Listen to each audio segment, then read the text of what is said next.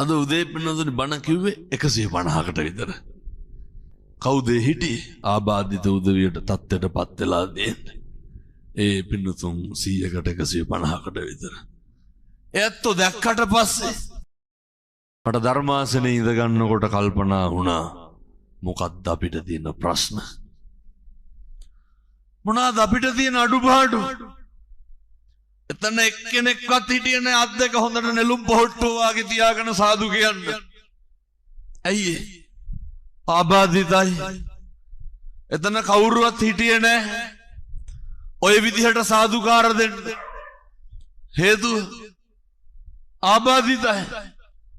එතන කිසි කෙනෙක් හිටියේ නැහැ එනකොට ගරු සත්කාර කරන්න, නමස්කාර කරන්න. මේන්නේ හාමුදුරු කෙනෙක්.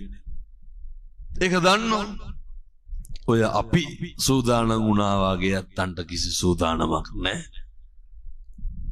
කවුරු හරි එක්කන් ආපුවාම එනවා. යනකොට යනවා. දැන් කියමු බලන්න අපිට තියෙන අඩුපාඩුව.